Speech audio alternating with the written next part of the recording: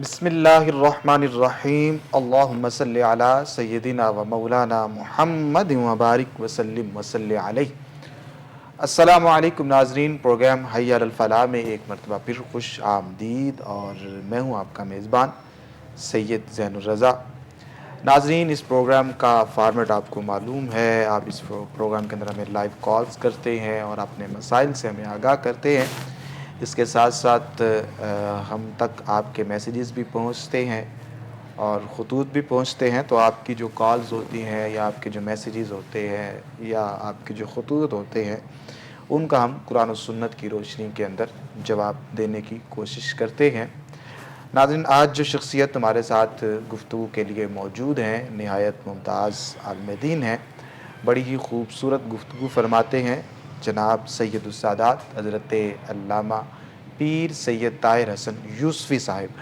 السلام علیکم شاہ صاحب۔ وعلیکم السلام ورحمۃ اللہ وبرکاتہ۔ شاہ صاحب خیر و عافیت سے ہیں؟ اللہ اور اس کے رسول کا بے حد کرم ہے، الحمدللہ رب العالمین۔ ماشاء اللہ۔ شاہ صاحب، اس سے قبل کہ ہم کالز اور میسیجز کا سلسلہ شروع کرتے ہیں، چونکہ آغاز میں ہم کوئی نہ کوئی ایسی بات کرتے ہیں جس سے ہمارے جو ناظرین ہیں وہ کوئی سبق حاصل کریں، کوئی ایسا پیغام حاصل کریں کہ جس سے زندگی کے اندر ایک خوبصورتی پیدا ہو، زندگی کے اندر حسن پیدا ہو۔ تو سورہ مومنون کے اندر اللہ رب العزت نے مومنین کی صفات بیان فرمائی ہیں اور بارہا ان کے جو فضائل ہیں وہ بتائے ہیں۔ تو ان صفات کے اندر ایک صفت یہ بھی ہے کہ والذین هم عن اللغو معرضون۔ اللہ اکبر۔ یہ آیت نمبر 3 ہے۔ فرمایا کہ جو مومنین ہوتے ہیں یہ لغویات سے منہ موڑنے والے ہوتے ہیں۔ تو آپ اس حوالے سے کیا فرمائیں گے، آپ کی کیا رائے ہے؟ بسم اللہ الرحمن الرحیم۔ صلاۃ و سلام علیک خیر خلق اللہ وعلی آلک و اصحابک یا سیدی یا خاتم الانبیاء والمرسلین۔ سید صاحب قبلہ، آپ نے بڑے ہی عمدہ موضوع کی طرف توجہ دلوائی۔ پروردگار عالم خدا وند متعال ذوالجلال لم یزل لم یزال تبارک و تعالی جل مجدہ الکریم نے جو کلام مجید فرقان حمید میں ارشاد فرمایا کہ اہل ایمان، ایمان والے، مومنین، مومنات، جب مومنین کا ذکر ہوتا ہے تو مومنات خود بخود اس میں داخل ہوتی ہیں۔ جب یہ ایمان والے کوئی بات لغو سنتے ہیں تو اس سے اعراض کرتے ہیں اور اس سے احتیاط برتتے ہیں، لغو کی طرف نہیں جاتے۔ فالتو گفتگو، بے معنی، بے محل گفتگو، اور ایسی گفتگو جس کے اندر نہ فائدہ ہے، نہ نفع ہے، نہ نقصان ہے۔ صرف ہم لوگوں نے اپنے معاشرے کے اندر ایسی گفتگو کو حصہ بنا رکھا ہے، جگہ دے رکھی ہے، جس کو بے لطف کلام کہتے ہیں، بے نفع کلام۔ اس سے ممانعت کی گئی ہے۔ اگر آپ ایسی بات کر رہے ہیں جس سے کسی کی دل آزاری ہو رہی ہے اور اس کا کوئی فائدہ بھی نہیں، اس کی اصلاح بھی نہیں ہو رہی، یہ لغو کلام میں داخل ہوتا ہے۔ لازمی نہیں ہے کہ آپ کوئی گالی دیتے ہیں، برہنہ کلام کرتے ہیں، کوئی بد کلامی کرتے ہیں، نہیں، وہ گفتگو جس کا سے کوئی فائدہ بھی نہیں ہے اور نقصان بھی نہیں ہے، بس بولتے چلے جانا، بولتے چلے جانا، اس چیز کو دین نے پسند نہیں فرمایا۔ اس سے کہیں بہتر ہے خاموش رہیں، اور خاموش رہنے سے کہیں زیادہ بہترین ہے کہ حضور سید العالمین خاتم النبیین مزین من کل زین جد الحسنین صلی اللہ تعالیٰ علیہ وآلہ وسلم کی ذات بے مثل و بے مثال و بے مثیل و با کمال و با جمال پر بے حد و بے شمار درود کریم کا نذرانہ پیش کیا جائے۔ سبحان اللہ، سبحان اللہ۔ شاہ صاحب، جس طرح آپ فرما رہے تھے کہ لغو بات وہ ہوتی ہے کہ جو بے مقصد ہو، جس کا کوئی مقصد نہ ہو، تو بے مقصد بات کرنا تو دور کی بات، ہماری زبانوں سے تو دوسرے لوگ بھی محفوظ نہیں رہتے۔ سلسلہ گفتگو اس طرح ہے کہ ہم اپنے الفاظ سے دوسروں کو تکلیف پہنچاتے رہتے ہیں، ٹیز کرتے رہتے ہیں، کسی کو تکلیف پہنچا کر ہم انجوائے کرتے ہیں، مذاق اڑا کر ہم خوش ہوتے ہیں۔ تو یہ جو ساری چیزیں ہیں، ان کے بارے میں آپ کی کیا رائے ہے یا شریعت کیا فرماتی ہے؟ دیکھیے، دل آزاری کرنا تو ایک شعر غالباً بابا بلے شاہ صاحب رحمۃ اللہ علیہ سے منسوب کیا جاتا ہے۔ علماء اس پر تنقید بھی کرتے ہیں، لیکن دیکھیے استعارہ ہے، شاعری استعارہ کے تحت ہی ہوتی ہے، تو یہ استعارتاً اس میں کہا گیا ہے کہ مسجد ڈھا دے، مندر ڈھا دے جو کوئی ڈہندا، ایک کسے دا دل نہ ڈاویں کہ رب دلاں وچ رہندا۔ تو اس کا معنی یہ نہیں ہے کہ آپ دہشت گردی شروع کر دیں، دھماکے کر دیں مسجدوں میں اور مندروں میں، نہ یہ نہیں، معنی یہ ہے کہ بڑے سے بڑا بھی گناہ کر لیتا ہے تو اس پر اللہ تعالیٰ رحمت کی نگاہ فرما دیتا ہے، حقوق اللہ کہہ کے معاف کر دیتا ہے۔ لیکن دل آزاری جب کرتے ہو، تمہارے سخت جملوں سے، تیری زبان کی کاٹ سے جب کسی کا دل چرتا ہے تو پروردگار عالم اس وقت تک معاف نہیں کرتا جب تک وہ جس کا دل چیرا ہے، جس کے دل پر خنجر چلائے ہیں، وہ تجھ کو معاف نہ کر دے۔ حقوق العباد اس وقت تک معاف نہیں ہوتے۔ شاہ صاحب، ترمذی کی ایک روایت ہے کہ سرکار دو عالم صلی اللہ علیہ وسلم آپ ارشاد فرماتے ہیں کہ آدمی کی جو زبان کی بے باکیاں ہیں، اللہ ان اکبر۔ کی وجہ سے آدمی اوندھے منہ یا نتنوں کے بال جہنم میں گرایا جائے گا۔ اللہ تو اکبر۔ اس قدر یہ جو زبان کی بے باکی ہے، اس کا نقصان ہوتا ہے، اور اللہ تعالیٰ ہمیں فحش کلام سے، جھوٹ سے، غیبت سے اور اس طرح کی جو بیماریاں ہیں، فالتو کلام سے، بالکل فالتو کلام سے، ریاکاری سے، منافقت سے، فحش کلامی سے، ان تمام چیزوں سے اللہ تعالیٰ محفوظ فرمائے۔ شاہ صاحب، ایک چیز اور بھی ہوتی ہے کہ اگر کوئی شخص مہذب ہوتا ہے تو اس سے اگر کوئی چیز صادر ہو جاتی ہے، مطلب فرض کریں کہ کسی شخص نے سنت رسول رکھی ہوئی ہے، سبحان اللہ، تو وہ کوئی ایسا کام کر لیتا ہے، کچھ لوگ رکھتے بھی ہیں اپنے گناہوں کو چھپانے کے لیے، سنت رسول کی آڑ بھی لیتے ہیں، لیکن اگر کسی شخص سے ایسا کام ہو جائے تو اس کی اصلاح کس انداز میں کی جائے؟ ایک تو یہ ہے کہ اس کو یہ بھی کہہ دیا جاتا ہے کہ آپ سنت رسول رکھ کر ایسا کر رہے ہیں، تو میرے خیال میں سنت رسول رکھنا ایک الگ معاملہ ہے، اس شخص کا ایک اپنا معاملہ ہے، لیکن اگر کوئی ایسا معاملہ درپیش آتا ہے تو ہمیں اور آپ کو کیا طریقہ اختیار کرنا چاہیے ان کی اصلاح کے لیے؟ دیکھیں میں اس میں ایک بات کو تھوڑا سا وضاحت دینا چاہتا ہوں۔ ہر بندہ، میں، آپ انسان ہے، خطا کا پتلا ہے، انسان نسیان سے ہے ہزیان بھی ہے، نسیان بھی ہے، بھول بھی جاتا ہے، پلٹ کر گناہ کر بھی لیتا ہے، توبہ بھی کر لیتا ہے، پھر گناہ کر لیتا ہے۔ انسانی وجود کے یہ تقاضے ہیں۔ انبیاء اور رسولان اعظام معصوم عن الخطا اور منزہ عن العیوب ہیں، اور بعد انبیاء علیہ السلام کے جتنے بھی مخلوق ہے، اولیاء، اصحاب، اہل بیت، یہ سب محفوظ عن الخطا ہیں، اور ہم عام انسان تو محفوظ کے زمرے میں بھی نہیں آتے۔ اگر ہم لوگ یہ عام طور پر دیکھتے ہیں، کسی شخص نے داڑھی شریف رکھی ہوئی ہے، اگر اس نے ذرا سا کوئی جھوٹ بول دیا ہے، فوری طور پر یہ نہیں کہیں گے کہ آپ جھوٹ نہ بولیں یا اصلاح اس کی، فوری طور پر جو ہے وہ ہم لوگ کیا کرتے ہیں، ٹونٹ کرتے ہیں رسول اللہ علیہ السلام کی سنت کو۔ داڑھی رکھی ہے، کی کرنا پہ ہے، پگڑی بننی ہے، کی کرنا پہ ہے۔ یار بات یہ ہے کہ آپ حضور کی سنت کو ٹونٹ کیوں کر رہے ہیں؟ وہ اس عمل میں تو آپ سے بڑا ہوا ہے کہ بہرحال اس نے سنت رسول رکھی ہے، آپ ڈیگریڈ کیوں کر رہے ہیں؟ آپ اس طرح سے اس کی دل آزاری کیوں کر رہے ہیں؟ اور یہ پتہ کیوں ہوتا ہے؟ یہ معاملہ، یہ جملہ کب ہماری زبانوں سے جاری ہوتا ہے؟ جب ہماری گھر سے اچھی تربیت نہیں ہوتی۔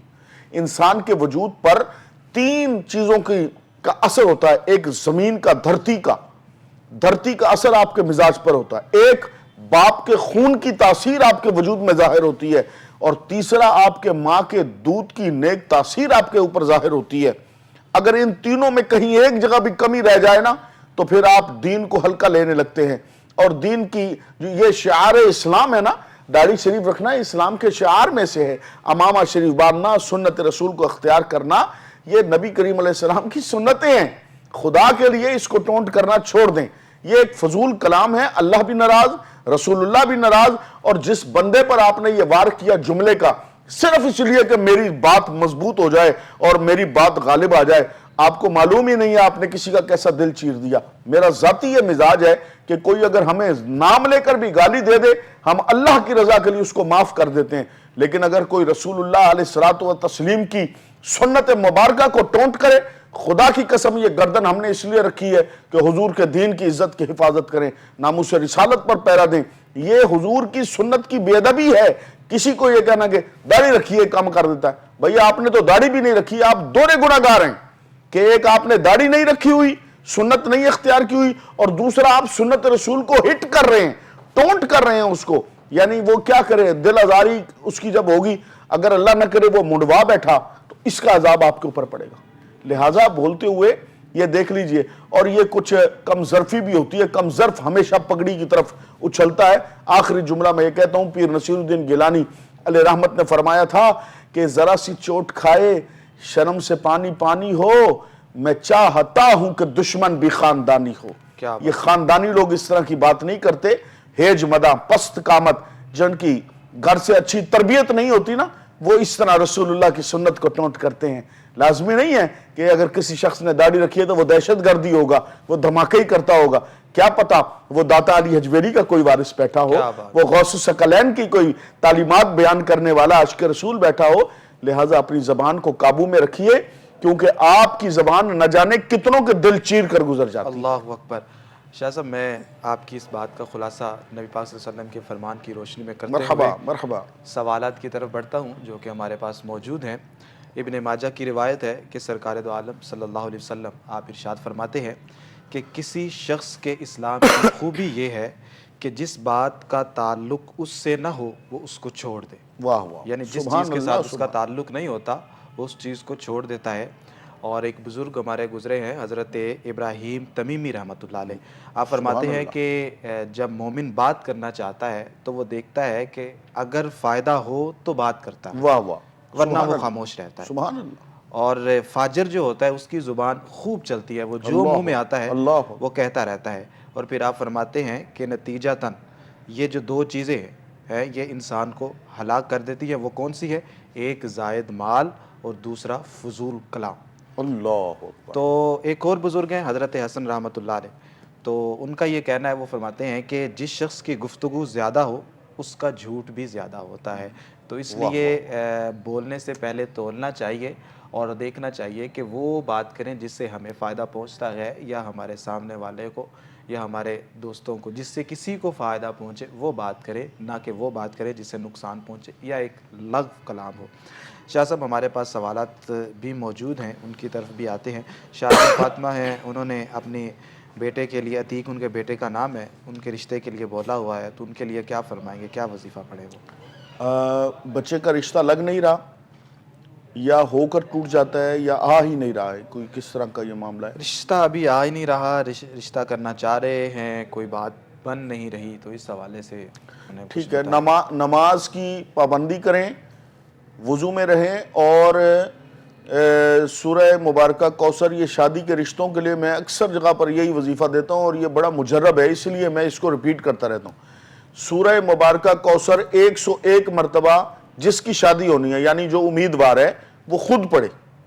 کیونکہ لوگ دوسروں کو کہہ دیتے ہیں کہ بھی آپ پڑھ لیں، وہ تاثیر اثر نہیں کرتی. ایک تو وہ خود نماز کی طرف نہیں آتا، اللہ کے کلام کی طرف نہیں آتا، تو جب تو رب کی طرف نہیں آتا تو رب کی رحمت بھی تیری طرف اس طرح مائل نہیں ہوتی. اس لیے نماز کی پابندی کرے، وضو میں رہے، اور روزانہ کم از کم 41 دن کا یہ ایک وظیفہ کرے کہ 41 دن تک روزانہ 101 مرتبہ سورہ کوثر پڑھے مکمل. انشاءاللہ 41 دن کے اندر صالح نیک عاشق رسول رشتہ اللہ تعالیٰ اپنی جناب سے عطا فرمائے گا انشاءاللہ العظیم. شاہ صاحب سائمہ ہیں، ان کے شوہر کا نام شعیب ہے، تو وہ پراپرٹی کا کام کرتے ہیں. تو وہ کہتے ہیں کہ ہمارے شوہر یہ چاہتے ہیں کہ جو ہمارا گھر ہے اس کو ہم سیل کر دیں اور پراپرٹی میں لگا دیں، اور پھر جو نفع آئے گا پھر ہم اس سے نیا گھر بنا لیں گے. تو وہ کہتی ہیں کہ کیا میں اپنے شوہر کو پرمیشن یہ دے دوں کہ وہ گھر سیل کر دیں، کیا اس سے ہمیں فائدہ ہوگا اس ڈیسیجن سے یا نہیں؟ تو اس حوالے سے اپنی رائے دیں. اچھا، یہ معاملہ ہے استخارہ کا، ٹھیک ہے. کچھ معاملات ہوتے ہیں کہ کام کے لیے وظیفہ بتا دیں، یہ ہے استخارے کا معاملہ کہ یا ہمارے لیے بہتر ہوگا یا نہیں ہوگا. تو میں آپ کو چلیں اجازت اس کام کے لیے استخارے کی دے دیتا ہوں، زیادہ لمبی مشکل دعائیں نہیں بتاتا. آگے پیچھے جو ہے برابر تراد میں 11 مرتبہ درود پاک پڑھ لیں، اور صرف 1 مرتبہ الحمدللہ پڑھیں، 1 مرتبہ سورہ آیت الکرسی پڑھیں، اور 3 مرتبہ قل هو اللہ شریف پڑھ کے اور رب تعالیٰ کی بارگاہ میں دعا کریں کہ یا اللہ جو ہدایت والا رستہ ہے وہ ہمیں اس کے اطلاع دے دے کہ میں یہ کام کروں یا نہ کروں. اور دائیں کروٹ لے کے عشاء کی نماز پڑھنے کے بعد یہ پڑھنا ہے آپ نے، اور سو جائیں انشاءاللہ. اگر تو آپ کو سفید رنگ کی روشنی نظر آئے تو اس کا مطلب ہے کام مناسب ہے، کر لیں تب بھی ٹھیک ہے، نہ آئے تب بھی ٹھیک ہے. کوئی سرخ چیز اگر آپ کو خواب میں نظر آئے، یہ اللہ کی جناب سے اشارہ ہوگا. گلاب کا پھول نظر آ جائے، سرخ کپڑا نظر آ جائے، اس کا مطلب ہے کہ یہ فوری طور پہ اجازت ہے آپ کو. اور اگر کچھ بھی نظر نہ آئے تو اس کا مطلب ہے پھر یہ کام نہ کریں، آپ کو اجازت نہیں. یہ اس کا کام کا تعلق وظیفے سے نہیں، استخارے سے ہے جو میں نے عرض کر دیا. شاہ صاحب ویسے استخارے کی حقیقت ہوتی کیا ہے؟ مطلب کون سے ایسے امور ہوتے ہیں کہ جن کے لیے ہمیں استخارہ کرنا پڑتا ہے، اور کون سے ایسے امور ہیں کہ جن کے لیے ہم اللہ بس دیکھیں اکبر. اور وظیفہ کر لیں؟ آپ ماشاءاللہ خود ایک جید اور قابل فاضل عالم دین ہیں، اور احادیث مبارکہ مطہرہ میں وضاحت کے ساتھ یہ مضمون ہے کہ رسول اللہ علیہ السلام کے صحابہ کرام تو اگر اونٹ کی رسی بھی گم جایا کرتی تو استخارہ کر لیا کرتے تھے. اللہ اکبر. اسلام کا کیسا عمدہ مزاج ہے کہ جب کچھ چیزوں کو جو نقصان دیتی حرام کیا تو ان کے بدلے پلٹ کر حلال چیزیں عطا فرمائی.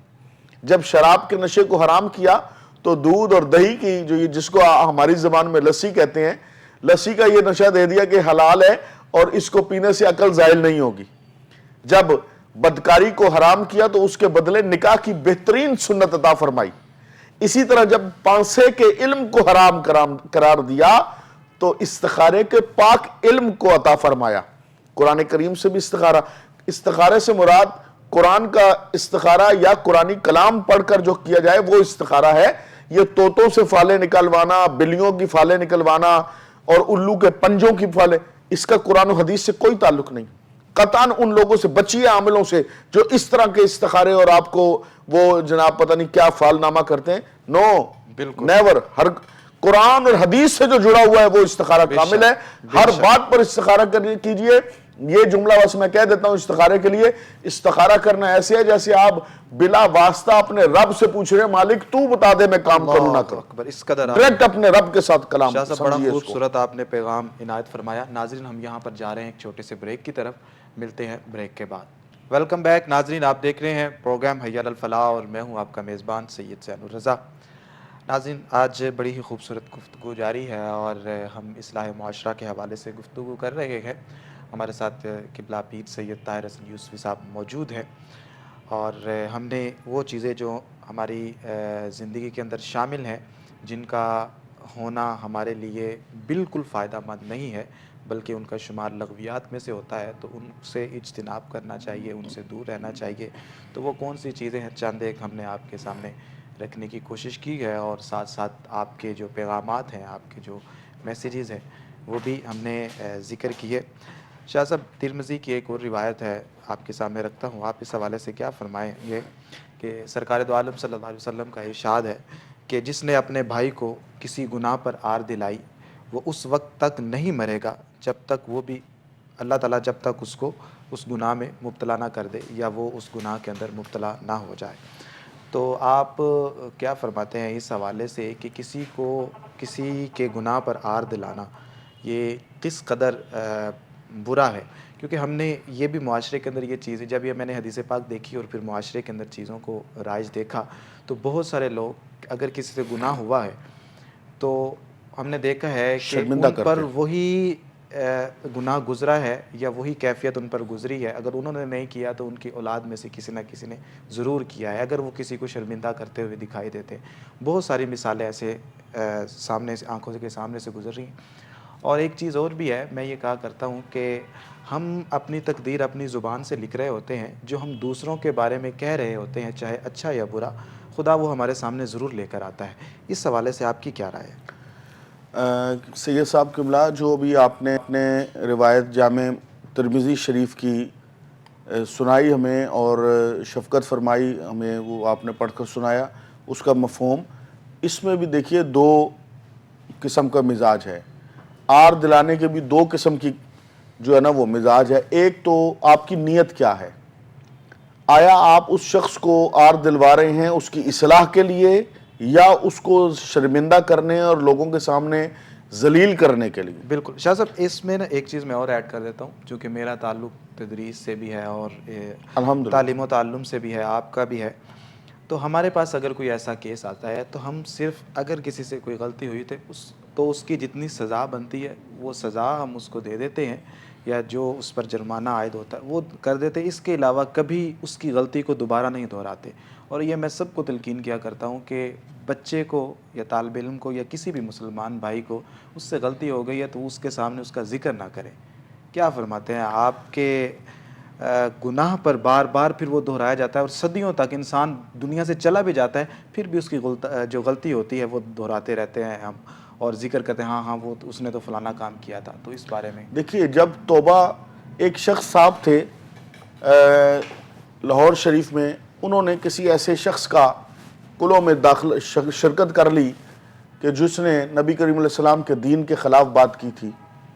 تو لوگوں نے کہا کہ علماء نے کہا کہ اب اس کی توبہ قبول نہیں ہوگی. تو ہمارے استادوں کے پاس وہ ایک مسئلہ پہنچا کہ جناب فلاں مولوی صاحب کی توبہ قبول ہوگی کہ نہیں ہوگی. تو انہوں نے ایک بڑا اچھا جملہ کہا. انہوں نے کہا کہ میرے پاس کوئی ایسے بیریئرز نہیں ہیں کہ کوئی شخص رب کی طرف چل کر آنا چاہے اور میں بیریئر لگا دوں کہ تو اللہ کی طرف نہیں جا سکتا. کیوں نہیں جا سکتا؟ وہ رسول اللہ علیہ السلام کا امتی ہے، انسان ہے، بشر ہے، غلطی ہو گئی، خطا کا پتلا ہے، نسیان ہے، ہذیان میں مبتلا ہو گیا، کر لی غلطی، غلطان ہو گیا. اب اگر واپس آ رہا ہے تو جب رب تعالیٰ نے اس کے لیے رحمت کا دروازہ کھول رکھا ہے، بندہ کون ہوتا ہے اس کو روکنے والا؟ اور جب بندہ آ جائے، دیکھیے کائنات میں سمجھتا ہوں کہ اگر کائنات میں کوئی بہت بڑا گناہ ہو سکتا تھا نا تو وہ یہ ہے کہ تلوار لے کر ایک صاحب رسول خدا سرور عالم علیہ السلام کے دولت قدہ شریف کی طرف جا رہے ہوں اور کہہ رہے ہوں کہ معاذ اللہ آج میں یہ معاملہ ختم کر دوں گا. لیکن جب ہدایت کی توفیق ہو گئی اور نگاہ مصطفیٰ علیہ السلام نے دل کی دنیا بدل دی، پھر آج تک سلطنت کائنات کی جتنی روحانی سلطنت ہے وہ ان کو امیر المومنین عمر ابن الخطاب رضی اللہ تعالیٰ عنہ کہہ کے بلاتی. کیا ان کے ایمان لانے کے بعد سرور عالم علیہ السلام نے کتنا بڑا جرم کہ تلوار لے کر حضور اقدس کے دولت قدر شریف کی طرف جا رہے ہیں، اور اس کے بعد جب ایمان لے آئے کوئی ایک حدیث ثابت کر دے کہ کسی صحابی نے، صرف رسول کریم علیہ السلام نے نہیں کہ آپ تو ہیں ہی کریم ابن کریم، کسی صحابی کسی اہل بیت نے بھی اس گناہ کا ذکر نہیں کیا کہ آپ اتنا بڑا جرم کرنے آ رہے تھے. نہیں فرمایا بلکہ آپ تو امیر المومنین ہیں. ان کی شان میں فضائل میں حدیثیں ہیں، ان کے جو ہے نا خلاف کوئی کلام نہیں ہے. سبق کیا ملا ہمیں حضور اقدس علیہ السلام کی سنت سے، صحابہ اور اہل بیت کے آثار مبارک سے، کہ جب کوئی گناہ کے بعد توبہ کر لے تو اب اس کو بار بار شرمندہ نہ کرتے رہو.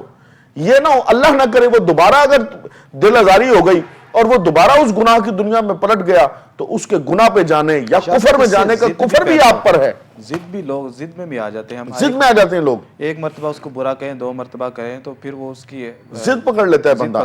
ہاں اگر استاد بچے کو اصلاح کے لیے یا ماں باپ یا مرشد اپنے شاگرد کو، مرید کو، اولاد کو اصلاح کے لیے کوئی ٹونٹ کرتے ہیں یا ایسا سخت جملہ کہتے ہیں کہ یار یہ شرم کھا کر اب دوبارہ سگریٹ کی طرف نہ جائے یا کسی گناہ کی طرف یا بدکاری کی طرف یا زنا کی طرف نہ جائے، اس کی اصلاح کے لیے کوئی سخت جملہ بولتے ہیں، اس کو شرم دلاتے ہیں، تو یہ ایک برکت والا معاملہ ہے، یہ اصلاح یہ نیت پر ہے. لیکن اگر آپ اس کو شرمندہ کرنے کے لیے، اس کی توہین کرنے کے لیے کرتے ہیں. میں نے ایک دفعہ اپنے ایک چھوٹا سا جملہ آپ کو بتاتا ہوں. میں نے اپنے استاد گرامی سے کہا کہ فلاں بزرگ ہیں، وہ محفل میں جو ہے نا لوگوں کو جھاڑ دیتے ہیں. تو انہوں نے فرمایا کہ وہ کہ اپنے آپ کو میاں شیر محمد شیر ربانی شرک پوری رحمت اللہ علیہ سمجھتے ہیں کہ جس کی چاہے وہ جناب کھینچ کے رکھ دیں. میاں صاحب تو نگاہوں کے ساتھ لوگوں کے دل کی دنیا بدل دیتے تھے. اگر آپ اس درجہ کے بزرگ ہیں تو پھر کر لیا کریں، اگر اس درجے کے نہیں ہیں تو پھر اصلاح کا طریقہ یہ ہے اگر کسی کی بات بری لگی ہے تو لوگوں کے سامنے اس کو ذلیل نہ کریں بلکہ اکیلے میں تنہائی میں اس کی اصلاح کریں. لوگوں کے سامنے مجمع میں آ کر کسی بندے کو کہنا تم نے یہ برائی کی ہے، یہ اس کا مطلب ہے آپ اس مسلمان کی توہین کر رہے ہیں، وہ شرمندہ ہوگا اور رسول خدا علیہ الصلوۃ والسلام بھی آپ سے ناراض ہوں گے اور رب تعالیٰ بھی آپ سے ناراض ہوں گے. قبلہ شاہ صاحب، حضرت ابو درداء بہت بڑے رضی اللہ تعالیٰ عنہ رضی اللہ تعالیٰ عنہ، اور آپ نے بہت سی روایتیں بھی بے شک نقل فرمائی ہیں. تو ایک مرتبہ آپ ایک جگہ سے گزر رہے تھے تو کوئی شخص جس سے گناہ کا ارتکاب ہو چکا تھا تو لوگ اسے بڑا برا کہہ رہے تھے اور سب و شتم کر رہے تھے. تو آپ نے ان لوگوں سے پوچھا کہ اگر یہ شخص کنویں میں گر جاتا یا آپ اس کو کنویں میں گرا ہوا دیکھتے تو کیا آپ اسے باہر نکالتے؟ تو وہ لوگ کہنے لگے کہ کیوں نہیں، ہم اسے ضرور نکالتے. تو آپ نے فرمایا کہ پھر اس شخص کو برا مت کہو بلکہ اللہ کا شکر ادا کرو کہ اللہ نے تمہیں اس گناہ سے محفوظ رکھا ہوا ہے. سبحان اور اللہ. لوگوں نے پوچھا کہ اب ہم اس کو برا نہ کہیں، اس کو ملامت نہ کریں. تو آپ فرمانے لگیں کہ میں تو اس کے عمل سے نفرت کرتا ہوں. اگر یہ شخص اپنے عمل کو، یعنی جو برا عمل ہے اس کو ترک کر دے تو یہ میرا بھائی ہے. یعنی حضرت ابو درداء نے فرمایا کہ یہ میرا بھائی ہے اگر وہ برائی کو ترک کر دے. تو ایک تو یہ ہے کہ اگر ہم کسی کو برا کرتا ہوا دیکھیں اور خود اس برائی میں مبتلا نہ ہوں تو ہمیں یہ چاہیے کہ ہم شکر اللہ کا شکر ادا کریں الحمدللہ کہ ہمارے رب نے ہمیں بچایا ہے، گناہ سے بچایا ہے۔ بالکل۔ اور اسی طرح اگر وہ گناہ کو ترک کر دے تو ہمارا جو پیار کا رشتہ ہے، جو تعلق ہے اور جو محبت والا رشتہ ہے، وہ اسی طرح ہونا چاہیے کہ جیسے اس نے کوئی گناہ کیا ہی نہیں۔ اور شاہ صاحب یہاں سے چونکہ ہمارا وظائف کا ایک پروگرام ہے، نبی پاک صلی اللہ علیہ وسلم کی ایک اور بھی حدیث سے ثابت ہے کہ جب کسی شخص کو آپ پریشانی میں دیکھتے ہیں یا بیماری میں دیکھتے ہیں یا دیکھتے ہیں کہ آپ کے مسلمان بھائی پر کوئی تکلیف آئی ہے تو آپ پر وہ تکلیف نہ آئے، تو وہ جو سرکار نے دعا فرمائی ہے کہ الحمدللہ الذی عافانی مما ابتلاک بہ وفضلنی علی کثیر ممن خلقنی تفضیلا، یہ پڑھ لیا کریں۔ شاہ صاحب آپ کیا فرماتے ہیں کہ اس طرح کی جو دعائیں ہیں یہ پڑھنی چاہیے، یا ان دعاؤں کی فضیلت کیا ہے، یا ان دعاؤں کا اثر ہماری زندگی میں کیسا ہوتا ہے؟ دیکھیے دعا جو اپنے لفظ تاثیر دکھائے گی وہ تو دکھائے گی، لیکن اس میں اگر یہ نیت آپ شامل کر لیں کہ یہ میرے محبوب کی زبان پہ جاری ہوا کلام ہے، واہ واہ واہ، کیا بات! بس میں تو کہتا ہوں اسی پر مومن کا دل قربان ہو جائے گا کہ میں وہ لفظ ادا کر رہا ہوں جو میرے حبیب پاک کی زبان پر جاری ہوا کرتے ہیں۔ سبحان اللہ۔ اس کی تاثیر کس قدر بڑھ جائے گی رب کی بارگاہ میں بھی، اور نیت یہ رکھے کہ یا اللہ مجھے یہ مشکل آئی، میں وہ لفظ تیری بارگاہ میں نہ پیش کر دوں جو مجھ کو تیرے حبیب نے سکھائے ہیں۔ آپ یقین کریں اس نیت کے ساتھ پڑھیں، جیسے فاروق اعظم رضی اللہ تعالیٰ عنہ حجر اسود کا بوسہ لیتے تو فرماتے اس لیے نہیں چوم رہا کہ تو نفع دے گا نقصان دے گا، اس لیے چوم رہا ہوں کہ حبیب کریم علیہ السلام کے لبہائے مبارکہ پتلی پتلی گلے قدس کی پتیاں، ان لبوں کی نزاکت پہ لاکھوں سلام، محبوب کے لبوں کا تو نے بوسہ لے رکھا ہے اس لیے عمر تیرے جناب بوسہ لے رہا ہے۔ تو یہ نیت کر لیں کہ یا اللہ یہ جو سنت مبارک میں اور حدیث شریف میں یہ آئی روایت، اور یہ میں عربی کے لفظ پڑھ رہا ہوں، یا اللہ تیرے نبی نے مجھ کو سکھائے، تیرے محبوب کے لفظ تیری بارگاہ میں پیش کرتا ہوں۔ یقین کیجئے ابھی آپ کی زبان پر کلام جاری ہوگا، رب تعالیٰ رحمتوں کے دروازے کشادہ فرما دے گا۔ بڑی تاثیر ہے ان کی۔ سبحان اللہ۔ شاہ صاحب یہ ایک چونکہ لطیف ایک بات ذہن میں آ رہی ہے کہ اس دعا کو چونکہ ہمارا لاہور سے باہر آنا جانا یا مختلف شہروں میں آنا جانا ہوتا ہے تو رات کو دیر سے آنا، کبھی سفر بھی رہتا ہے، تو بہت ساری چیزیں ایسی دیکھنے کو ملتی ہیں، یا بیماروں کی عیادت کرنا، تو فوراً جب ہم کسی کا سنتے ہیں، میرا تو یہ معمول ہے کہ میں یہ دعا فوراً پڑھ لیتا ہوں۔ ماشاءاللہ۔ لیکن کبھی کبھی میں ایک صاحب تھے ان کو میں یہ بتا رہا تھا تو ساتھ پھر میرے دل میں یہ بات آئی، میں نے کہا کہ جب اللہ رب العزت نے چاہا کہ آپ اس بیماری میں مبتلا ہوں تو اس وقت اللہ تعالیٰ آپ کو یہ توفیق نہیں دے گا کہ آپ یہ دعا پڑھیں گے۔ تو الحمدللہ اس دعا کی جو برکتیں ہیں وہ بھی حاصل کر رہے ہیں، لیکن خالق کائنات وہ بے نیاز ہے، بے شک وہ جب چاہے آپ کو آزمائش میں بھی ڈال سکتا ہے اور آپ کے لیے دنیا کو اور آخرت کو حسین اور خوبصورت بھی بنا سکتا ہے۔ شاہ صاحب ان ساری باتوں کا جو خلاصہ نکلا ہے وہ یہ ہے کہ انسان کا اللہ کی ذات پر توکل ہونا چاہیے، اللہ اکبر، اللہ کی ذات پر بھروسہ ہونا چاہیے، اور اس کا یہ یقین ہونا چاہیے کہ میری زندگی میں اگر اچھائی آ رہی ہے تو وہ من جانب اللہ ہے، واہ واہ، اور اگر میری زندگی کے اندر خوبصورتی آ رہی ہے، میری زندگی کے اندر حسن آ رہا ہے، میری زندگی میں سکون آ رہا ہے تو من جانب اللہ ہے۔ اور اس کے ساتھ اگر انسان کی زندگی کے اندر کوئی ناخوشگوار لمحہ آتا ہے تو انسان کے جو اپنے اعمال ہوتے ہیں یہ ان کی وجہ سے ہوتا ہے۔ شاہ صاحب توکل ایک انسان کو اپنے رب پر کتنا کرنا چاہیے اور کس انداز میں کرنا چاہیے، اس حوالے سے ہماری رہنمائی فرمائیے۔ سید صاحب آپ نے بڑے ہی عمدہ اور لطیف کلام، مجھے اپنے مرشد کریم کا ایک قول یاد آ گیا، اجازت ہو تو میں پیش کروں؟ ضرور۔ میرے مرشد کریم حضرت علامہ سید ذوالفقار حسین شاہ صاحب یوسفی اطال اللہ عمرہ، آپ کا ایک یہ معمول ہے کہ جب بھی کوئی اچھی یا خوشی کی خبر ملے تو فرماتے ہیں اللہ تعالیٰ نے کرم کر دیا، کیا بات ہے، اللہ نے خیر کر دیا، اللہ تعالیٰ کا کرم ہے۔ اور جب بھی کبھی بیمار ہو جائیں، پریشانی آ جائے، کوئی دکھ پہنچے، تکلیف پہنچے، تو ہم جا کے کہیں حضرت کیا ہوا، تو وہ فرماتے ہیں میری شامت اعمال ہے۔ اللہ، اولیاء اللہ کے تبلیغ کرنے کی، تعلیم دینے کا انداز کیا ہے کہ جو اچھائی آ رہی ہے وہ رب تعالیٰ کی طرف سے آ رہی ہے، اور جو کچھ اگر برا یا بظاہر امتحان کا معاملہ بن گیا وہ میرے برے اعمال، میری حرکتوں، میری جو ہے نا وہ غلط اعمالیوں کی وجہ سے ہے۔ توکل کتنا ہے؟ توکل اتنا ہے کہ کسی صحابی نے کہا کہ مجھے امید ہے کہ میں شام تک زندہ رہوں گا، کسی صحابی نے فرمایا کہ میں شاید دوپہر تک، نبی کریم علیہ السلام کلام مختلف صحابہ کا سنتے رہے، مفہوم کلام ہے، اور آپ نے ارشاد فرمایا مجھے تو اتنا بھی یقین نہیں کہ جو سانس اندر چلی گئی ہے وہ واپس آئے گی کہ نہیں آئے گی، اتنا توکل کہ جو سانس آ رہی ہے یہ بھی اسی کی رحمت سے آ رہی ہے، اور نہ جانے اگلی سانس بھی آئے گی کہ نہیں آئے گی۔ اس قدر توکل جب آپ کا اپنی رب کی ذات پر ہو جائے گا نا، اس وقت آپ اس درجے پر فائز ہو جائیں گے کہ گفتگو گفت اللہ بود گرچہ حلقوم ز عبداللہ بود، بات آپ کی زبان سے نکلے گی لیکن وہ فرمائے گا بات تیری زبان سے نکلی ہے، قول ہمارا ہو گیا، جیسے کہتا ہے ویسے پورا کر دیں گے۔ لیکن یہ توکل کی وہ انتہا منزل ہے جہاں بندہ کہے کہ بس میرے رب کا فرمان، میرے رب کی ذات، اور مجھ پر بھی یہ کرم میرے رب کا، میرے حبیب کریم علیہ السلام کی امت میں پیدا ہونے کی برکت سے، وسیلہ رسول کی برکت سے ہے کہ رب تعالیٰ نے دیدار کے قابل تو کہاں میری نظر ہے، یہ اس کی عنایت ہے کہ رخ اس کا ادھر ہے۔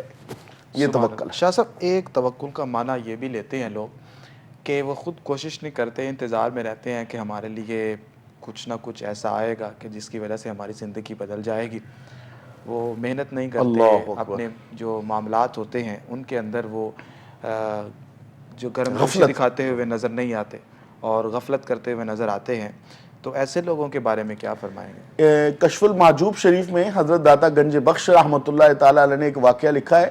ایک شخص محنت نہیں کرتا تھا اور کہتا تھا جب اللہ نے رزق فائنل کر دیا ہے کہ مجھے ملنا ہے تو وہ ملنا ہے، میں پھر محنت کیوں کروں؟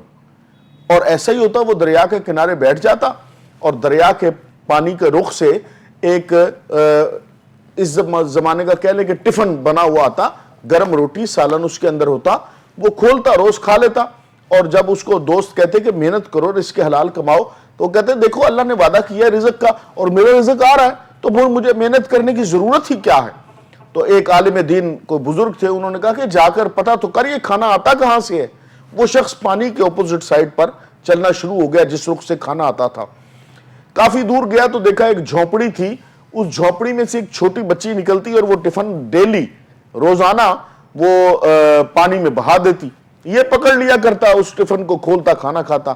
کہنے لگا کہ آج دیکھوں تو صحیح یہ کھانا آخر پانی میں بہاتی کیوں ہے؟ گیا دیکھا کہ ایک خاتون یا اس کی والدہ یا والد کوئی بیمار تھے اور وہ اندر لیٹے ہوئے تھے اور اس کے پورے جسم میں کوڑ تھا اور جسم میں جو زخم تھے ان میں سے خون بہتا تھا۔ تو انہوں نے کہا کہ یار یہ کھانا بیٹا آپ کیوں پانی میں بہاتے ہو؟ اس نے کہا بچی نے ہمیں حکیم صاحب نے کوئی دوائی دی تھی، اس نے کہا تھا آٹے کی گرم روٹیاں بنا کے اور یہ آپ نے اپنی والدہ یا والد کے جو بیمار مریض ہے اس کے خون والے زخموں پہ رکھنی ہے، تو اس طرح سے اس کے زخم میں اس کی سکائی بھی ہوگی اور زخم اچھے بھی ہو جائیں گے۔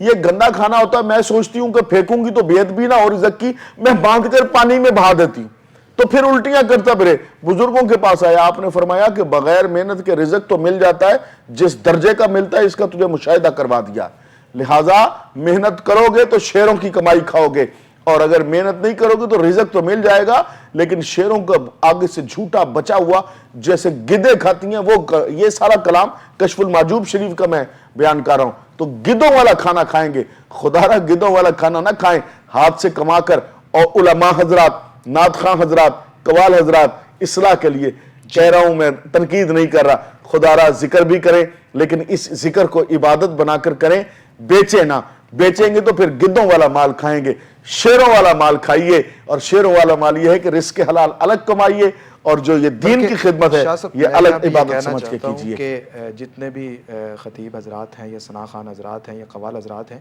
وہ ان کو اپنی روح کی تسکین کے لیے یہ نعت پڑھیں یا قوالی کریں، نہ کہ ان کو ذریعہ آمدنی بنا کر۔ بالکل۔ اور جس طرح آپ فرما رہے تھے بالکل اسی طرح ہے کہ اگر کوئی شخص اس کو ذریعہ معاش بنا لیتا ہے تو یہ بالکل ٹھیک نہیں ہے، بلکہ نعت پڑھنا، خطاب کرنا یا قوالی اگر جو بزرگ کرواتے ہیں تلاوت وغیرہ کرنا تو یہ اللہ کی رضا کے لیے ہونا چاہیے، نہ کہ ذریعہ معاش کے لیے۔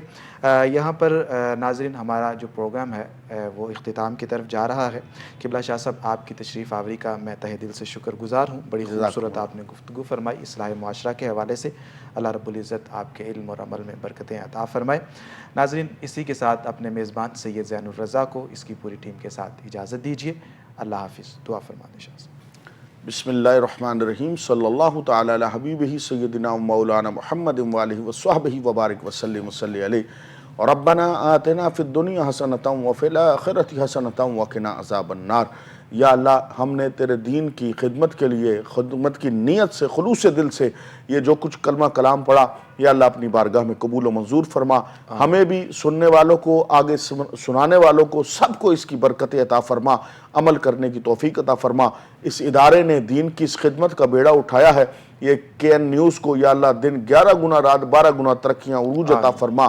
حضور کریم علیہ السلام کی محبت میں یا اللہ کامل فرما دے، عشق مصطفیٰ میں جیتا رکھ، عشق مصطفیٰ علیہ السلام میں موت عطا فرما۔ دین متین کی دستار بلند فرما، پاکستان کی خیر فرما، عالم اسلام کی خیر فرما، فلسطین کی خیر فرما، ساری دنیا میں جہاں کہیں مسلمان ہیں سب کی خیر فرما۔ اس ادارے کی، اس کے مالکوں کی، خدمتگاروں کی اور ورکرز کی، تمام اسٹاف کی خیر فرما، ان کو مزید دین کی خدمت کرنے کی توفیق عطا فرما۔